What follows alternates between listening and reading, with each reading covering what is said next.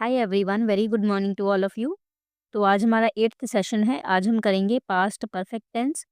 कल हमने किया था पास्ट कंटिन्यूअस टेंस। इससे पहले हम 7 क्लासेस ऑलरेडी लगा चुके हैं। ये पूरी टेंस की एक सीरीज़ है।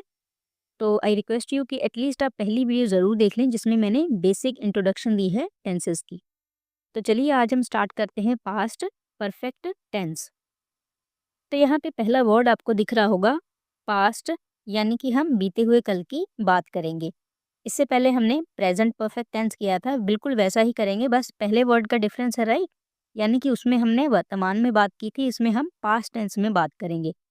इसमें हम बीते हुए कल में बात करेंगे। सेकंड वर्ड है यहाँ पे परफेक्ट। जब मैंने पहली क्लास ली थी इंट्रोडक्शन की, मैंने तभी आपको बताया था कि ये परफेक्ट वर्ड कहीं पे भी आ जाए, इसका आपको क्या मतलब निकालना है कि आपको जो भी सेंटेंस, जो भी वाक्य दिया गया होगा, उसमें जो काम हो रहा होगा वो पूरा हो चुका होगा, उसमें कुछ भी अधूरा नहीं होगा। लेकिन इसमें और क्या चीज़ होगी, यहाँ पे क्या लिखा है मैंने, पास्ट। वो काम तो हो चुका होगा लेकिन वो बीते हुए कल में पूरा हो चुका होगा। जैसे मैं कहूँ कि मोहन खाना खा चुका था, वह स्कूल जा चुकी थी, वह बाजार जा चुका था, वह किताब पढ़ चुका था, है ना। इसमें आपको एक तो ये बात पता चल रही है कि जो भी काम हो रहा था वो पूरा तो हो गया है, प्लस वो बीते हुए कल में हो। वो हमें कैसे पता चला, इसके एंड में क्या होगा, था, थे, थी, इस तरह से। और क्योंकि काम पूरा हो चुका था तो इसके आगे क्या लगेगा, चुका था, चुके थे, या फिर चुकी थी, है ना। वह कमरा साफ कर चुका था, वह खाना खा चुका था, वह गाना गा चुका था, वह फ़िल्म देख चुका था। इससे हमें क्या पता चलता है कि काम जो भी हो रहा था वो पूरा हो चुका है। तो जो बीते हुए कल में कोई काम हमें ऐसा बताना हो कि जो कंप्लीट हो चुका है, उसके लिए हम यूज़ करते हैं पास्ट परफेक्ट टेंस। कोई ऐसा काम बताने के लिए जो कि बीते हुए कल में पूरा हो चुका था। मैं ग्रेजुएशन कर चुका था, इस तरह के सेंटेंसेस। तो इसमें भी हम यहाँ पे सेकंड चीज़ मैंने यहाँ पे लिखी है हैड, ठीक है। ये है हेल्पिंग वर्ब। पहली क्लास में मैंने ये भी आपको बता दिया था कि पास्ट परफेक्ट टेंस में हम कौन सा हेल्पिंग वर्ब यूज़ करेंगे, हैड यूज़ करेंगे, चाहे सिंगुलर है चाहे प्लूरल है। तो हम क्या यूज़ यूज़ करेंगे, हैड यूज़ करेंगे। लेकिन जब प्रेजेंट था तो हमने क्या यूज़ किया था, हैज़ और हैव यूज़ किया था। हैज़ हमने सिंगुलर के साथ लगाया था, हैव हमने प्लूरल्स के साथ लगाया था। लेकिन इसमें ऐसा कोई झंझट नहीं है, इसमें हैड ही लगाएंगे, चाहे वो सिंगुलर है चाहे वो प्लूरल है। तो चलिए सबसे पहले हम करेंगे अफर्मेटिव सेंटेंसेस। आपको पता ही होगा कि हम 4 टाइप्स के सेंटेंसेस पढ़ते हैं हर क्लास में। सबसे पहले अफर्मेटिव पढ़ेंगे, फिर नेगेटिव, फिर इंटेरोगेटिव, फिर डबल इंटेरोगेटिव। सबसे पहले करते हैं हम अफर्मेटिव सेंटेंसेस। अफर्मेटिव सेंटेंसेस वो होते हैं जिनमें सिर्फ पॉजिटिव बात की गई हो, यानी सिर्फ हाँ में बात की गई होगी। जैसे कि मैं खाना खा चुका था, मैं स्कूल जा चुका था, या फिर मैं पढ़ा चुका था। मैंने ये नहीं कहा कि मैं खाना नहीं खा चुका था, मैं नहीं पढ़ा चुका था, है ना। जिसमें भी नहीं शब्द आ जाएगा इसका मतलब वो एक नेगेटिव सेंटेंस होगा, उसे हम अफर्मेटिव नहीं कहेंगे। अफर्मेटिव हमेशा पॉजिटिव होगा और इसमें हमेशा हाँ में बात की गई होगी। इसके सेंटेंस का स्ट्रक्चर देख लेते हैं। सबसे पहले हमारा लगेगा सब्जेक्ट। सब्जेक्ट यानी वाक्य में जो करता है, जो काम कर रहा है वाक्य में। जैसे मैं कहूँ कि मोहन बाजार जा चुका है, तो इसमें काम कौन कर रहा है बाजार जाने का, मोहन। तो मोहन क्या हो जाएगा, हमारा सब्जेक्ट हो जाएगा।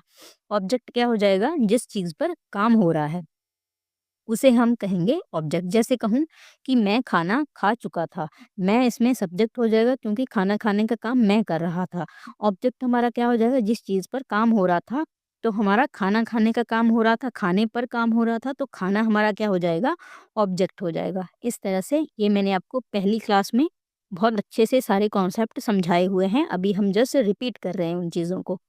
सब्जेक्ट हो गया। इसके बाद हम लगाएंगे हमारी हेल्पिंग वर्ब। हेल्पिंग वर्ब कौन सी, हैड लगाएंगे, चाहे सिंगुलर है चाहे प्लूरल है।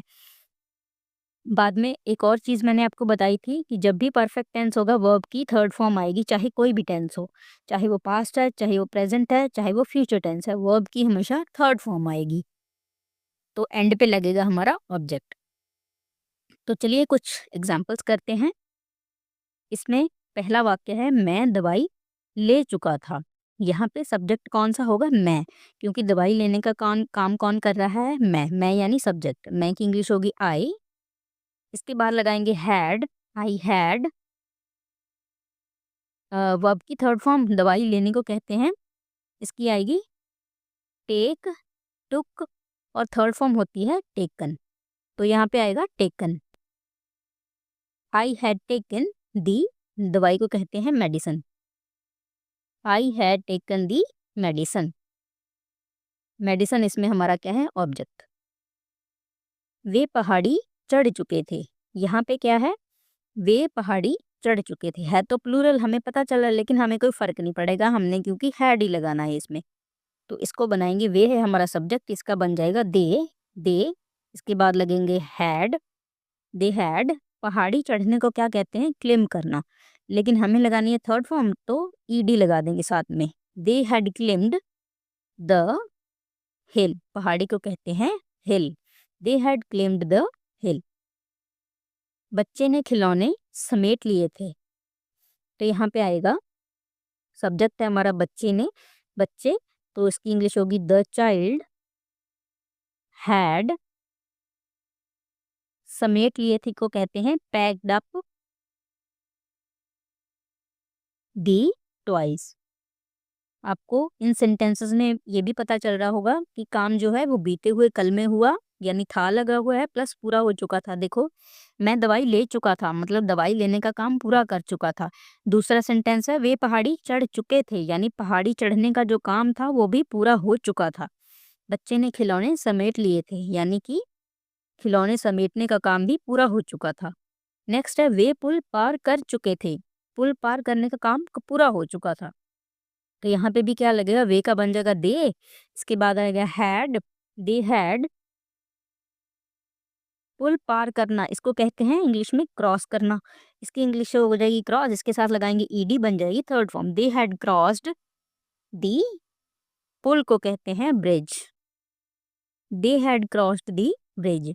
वह नाश्ता कर चुका था, यहाँ पे कर चुका था यानी लड़के की बात हुई है, तो वह का क्या बन जाएगा, ही। लड़के के लिए हम ही लगाते हैं, लड़की के लिए हम शी लगाते हैं। ही हैड नाश्ता कर चुका था, तो इसकी इंग्लिश हो जाएगी ही हैड ईटन, नाश्ते को कहते हैं breakfast. He had eaten breakfast. हमने मैच जीत लिया था, हमने यहाँ पे सब्जेक्ट है, हमने की इंग्लिश होगी वी हैड, जीतने को कहते हैं विन, इसकी थर्ड फॉर्म होगी won. We had won the match. उसने पत्र भेज दिया था, यहाँ पे उसने शब्द है और यहाँ पे लिखा है भेज दिया था, हमें नहीं पता लड़का है या लड़की है, तो हम ही और शी में से कुछ भी लगा देंगे। मैंने यहाँ पे ही लिख दिया, he had sent the letter. भेजने को कहते हैं सेंड, लेकिन थर्ड फॉर्म होती है इसकी सेंट, सेकंड भी इसकी सेंट ही है। He had sent the letter. तो ये थे हमारे अफर्मेटिव, इनमें हमने पॉजिटिव यानी हाँ में बात की है। अब हम करेंगे नेगेटिव सेंटेंसेस। नेगेटिव कौन से होंगे, जिनमें नहीं शब्द आएगा। वह खाना नहीं खा चुका था, वह पढ़ा नहीं चुका था, नहीं शब्द जरूर आएगा इनमें। तो चलिए इसके एग्जाम्पल्स करते हैं। पहले एक सेंटेंस का स्ट्रक्चर देख लेते हैं। सबसे पहले तो सब्जेक्ट ही आएगा, इसके बाद हैड के साथ बस नॉट लगा देंगे और कोई भी चेंज नहीं है इसमें, जो अफर्मेटिव वाला है वही रहेगा, प्लस वर्ब की थर्ड फॉर्म लगाएंगे, एंड पे ऑब्जेक्ट लगा देंगे। एग्जाम्पल करते हैं, तुमने दरवाज़ा नहीं खोला था, नहीं शब्द आ गया ना इसमें, तो इसका मतलब ये नेगेटिव है। तुमने दरवाज़ा नहीं खोला था, प्लस यहाँ से हमें ये भी पता चल रहा है कि बात जो भी थी वो कंप्लीट हो चुका था, जो भी काम था वो कंप्लीट हो। तुमने दरवाज़ा नहीं खोला था, मैंने बीते हुए कल की बात की है, प्लस काम कंप्लीट हो चुका था। इसकी इंग्लिश होगी, तुम की इंग्लिश होगी यू, फिर लगाएंगे हम हैड, इसके साथ लगाएंगे नॉट। दरवाज़ा खोलना, खोलने की इंग्लिश होती है ओपन, इसके साथ लगाएंगे ED, you had not open the door. You had not open the door, तुमने दरवाज़ा नहीं खोला था। हमने मेज साफ नहीं की थी, इसमें भी साफ पता चल रहा है आपको। हिंदी सेंटेंसेस पढ़ के तो आप समझ ही जाओगे ना कि बात बीते हुए कल की हो रही है या अभी की हो रही है, जैसे कि हम नॉर्मल बात करते हैं। तो यहाँ पे आपको बस यही पहचान रखनी है इनकी, हमने मेज साफ नहीं की थी, इसका हमने की इंग्लिश हो जाएगी वी हैड नॉट साफ करने को कहते हैं क्लीन, इसकी थर्ड फॉर्म हो जाएगी cleaned. We had not cleaned the table. हम खेलने नहीं गए थे, हम की इंग्लिश हो जाएगी वी, फिर आएगा हैड नॉट, जाने की इंग्लिश होती है गो।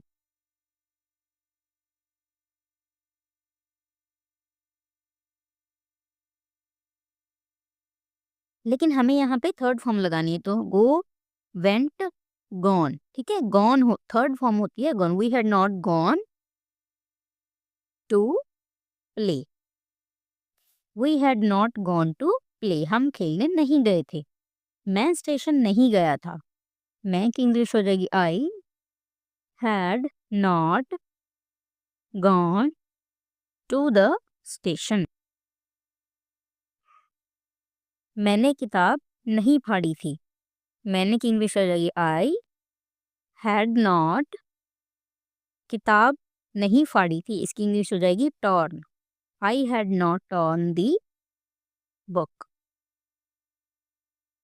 वे घूमने नहीं गए थे, वे की इंग्लिश हो जाएगी दे, फिर लगाएंगे had not, they had not गए थे, जाने की इंग्लिश होती है गो, लेकिन हम लगाएंगे थर्ड फॉर्म गॉन।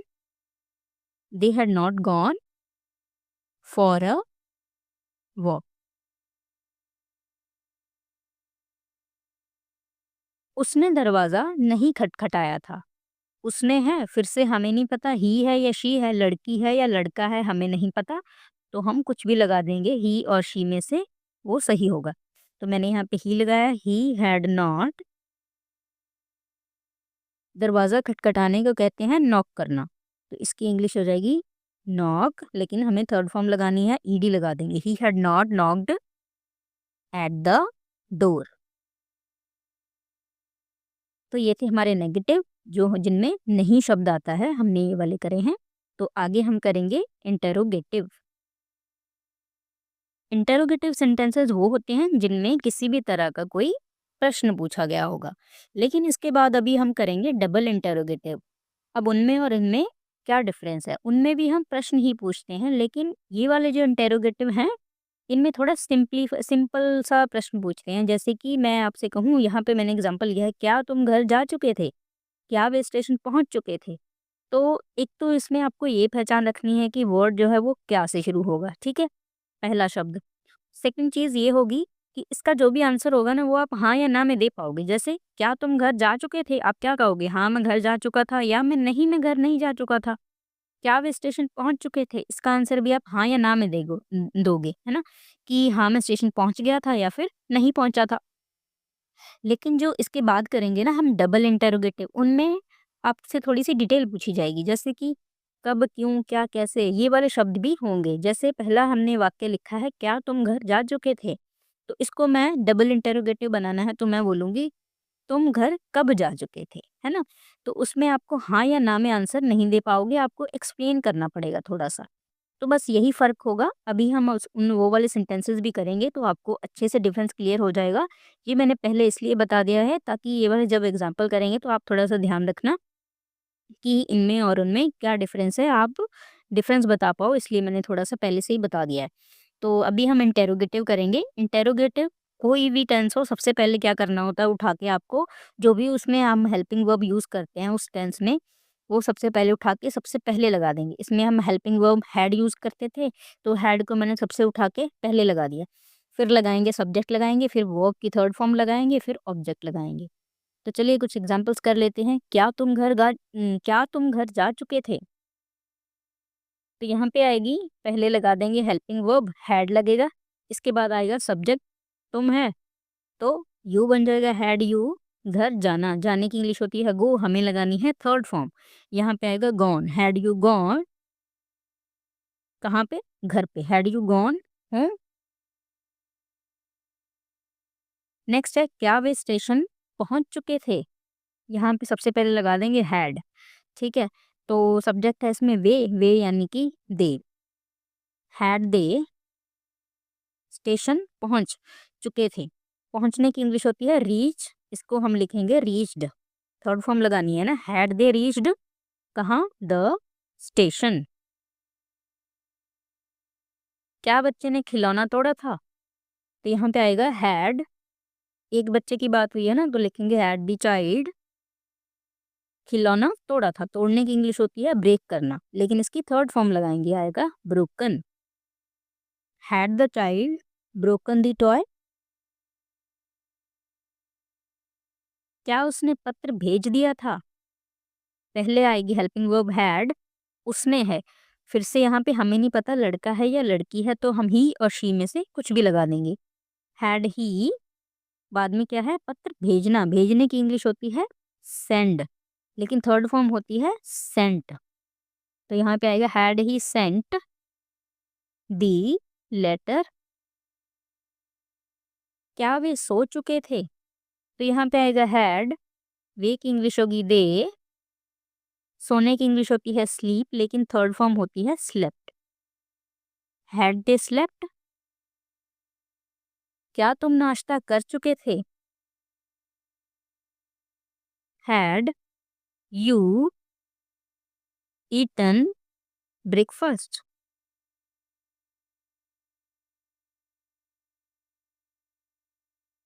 क्या उसने कपड़े सुखा दिए थे? हैड शी, सुखाने की इंग्लिश होती है ड्राई करना, लेकिन हमें थर्ड फॉर्म लगानी है, हम लगाएंगे, लिखेंगे dried. Had she dried the clothes? तो ये थे हमारे इंटेरोगेटिव सेंटेंसेस, जिनमें आपको, आपने इसमें भी ध्यान दिया होगा, क्या वे सो चुके थे, इसका आंसर भी आप हाँ या ना में बताओगे। क्या तुम नाश्ता कर चुके थे, इसका आंसर भी आप हाँ या ना में बताओगे। क्या उसने कपड़े सुखा दिए थे, इसका आंसर भी आप हाँ या ना में बताओगे। तो ये थे हमारे सिंपल वाले इंटेरोगेटिव। अब हम करेंगे डबल इंटेरोगेटिव। डबल इंटेरोगेटिव में क्या होगा, कब, क्यों, कहाँ, कैसे, सब कुछ पूछा जाएगा। इसमें आपको थोड़ी सी एक्सप्लेनेशन देनी पड़ेगी आंसर करते वक्त। तो इसके सेंटेंस का स्ट्रक्चर तो वही है, हैड लगेगा, सब्जेक्ट लगेगा, वर्ब की थर्ड फॉर्म लगेगी, फिर ऑब्जेक्ट लगेगा। लेकिन इसमें सबसे पहले क्या लगा देंगे, WH फैमिली लगा देंगे। WH फैमिली अब क्या होती है, जो वर्ड्स WH से स्टार्ट होते हैं, जैसे कि वाई, व्हेन, वेयर, व्हाट, ये वाले वर्ड्स आपको पहले तो सेंटेंस में ढूंढ लेने हैं, और सबसे पहले उठा के उसी को लिख देंगे, उसकी इंग्लिश जो भी होगी। ठीक है, इसके सेंटेंसेस करके देखते हैं। उसने दवाई कब ली थी? पास्ट टेंस की बात हुई है, प्लस काम पूरा हो चुका है, प्लस हमने क्या पूछा है, उसने दवाई कब ली थी। मैंने यहाँ पे रीजन पूछ लिया है कि, यानी कि डिटेल में पूछ लिया मैंने, हाँ या ना देने से, हाँ या ना में आंसर देने से बात नहीं बनेगी। अब यहाँ पे पूछा है कब, कब की इंग्लिश होगी व्हेन। व्हेन, इसके बाद हमने क्या लगाना था, हैड लगाना था, राइट। व्हेन हैड, उसने है तो ही और शी में से कुछ भी लगा देंगे। व्हेन हैड ही, कब ली थी दवाई लेना, तो इसकी इंग्लिश होगी taken, third form. When had he taken the medicine? Difference पता चल रहा है ना आपको, यहाँ पे क्या से एक तो सेंटेंस स्टार्ट नहीं हुआ, प्लस इसमें आपको आंसर एक्सप्लेन करना पड़ेगा। सेकंड एग्जांपल करते हैं, वे पहाड़ी क्यों चढ़े थे? यहाँ पे आएगा क्यों, क्यों वर्ड है, इसको लगा देंगे, इसकी इंग्लिश होगी वाई। इसके बाद आएगा हैड, इसके बाद आना था हमारा सब्जेक्ट, सब्जेक्ट है हमारा वे की इंग्लिश होगी दे। वाई हैड दे पहाड़ी चढ़ने को कहा था मैंने आपको, क्लेम्ड। यहाँ पे आएगी third form claimed. Why had they claimed the hill? उसने कौन सा गाना गाया था? यहाँ पे WH वर्ड आएगा कौन सा, जो प्रश्न पूछा गया वही हमारा WH वर्ड निकल के आएगा इसमें। उसने कौन सा यानी विच सॉन्ग। इसके बाद लगाना था हमने helping verb, which song had, उसने है तो ही और शी में से कुछ भी लगा देंगे। विच सॉन्ग हैड शी, गाना, गाने की इंग्लिश होती है सिंग, लेकिन हमें लगानी है थर्ड फॉर्म, तो आएगा संग। विच सॉन्ग हैड शी संग? फर्स्ट फॉर्म होती है इसकी सिंग, सेकंड होगी सैंग, थर्ड होगी संग। तुमने नाश्ते में क्या बनाया था? तो यहाँ पे आएगा क्या की इंग्लिश हो जाएगी व्हाट हैड, तुमने की इंग्लिश हो जाएगी यू, व्हाट हैड यू, बनाने की इंग्लिश होगी मेड, फॉर नाश्ते को कहते हैं breakfast. What had you made for breakfast? हम स्टेशन कब गए थे? कब की इंग्लिश होगी व्हेन। फिर लगाएंगे helping verb had. When had हम की इंग्लिश होती है वी। व्हेन हैड वी जाने की इंग्लिश होती है गो, लेकिन हमें लगानी है third form. When had we gone to the station. उसने किताब कहाँ खरीदी थी? कहाँ की इंग्लिश होगी वेयर। इसके बाद लगाएंगे हैड। यहाँ पे है उसने, यानी ही और शी में से कुछ भी लगा देंगे। वेयर हैड ही खरीदने की इंग्लिश होती है बाय, लेकिन हमें लगानी है थर्ड फॉर्म। थर्ड फॉर्म होती है bought. Where had he bought the book. उसने पत्र में क्या लिखा था? यहाँ पे वर्ड है क्या। क्या की इंग्लिश होगी व्हाट। फिर लगाएंगे हैड। व्हाट हैड उसने है तो फिर से ही और शी में से कुछ भी लगा देंगे। व्हाट हैड ही लिखने की इंग्लिश होती है राइट। हमें लगानी है थर्ड फॉर्म। थर्ड फॉर्म होगी written. What had he written in the letter. तो ये थे हमारे double interrogative sentences. I hope कि आपको दोनों का डिफरेंस क्लियर होगा, जो हमने सिंपल इंटेरोगेटिव करे हैं और जो हमने अभी डबल इंटेरोगेटिव करे हैं। तो तो ये थी हमारी आज की क्लास। आई होप कि आपको समझा पाई हूँ कॉन्सेप्ट में अच्छे से। तो यहाँ पे मैंने 4 एग्जांपल्स लिखी हैं जो हमने आज पढ़ा है। इसको आप प्लीज़ रूल अप्लाई करें और इसका जो भी आंसर बनेगा मुझे कमेंट सेक्शन में आप ज़रूर बताना। और आपसे एक छोटी सी रिक्वेस्ट है कि आप इन वीडियोस को अपने दोस्तों के साथ भी ज़रूर शेयर करें, जिन्हें आपको लगता है कि इन वीडियोस से कोई भी हेल्प मिल सकती है। तो चलिए फिर मिलते हैं हम कल की वीडियो में। Thank you so much.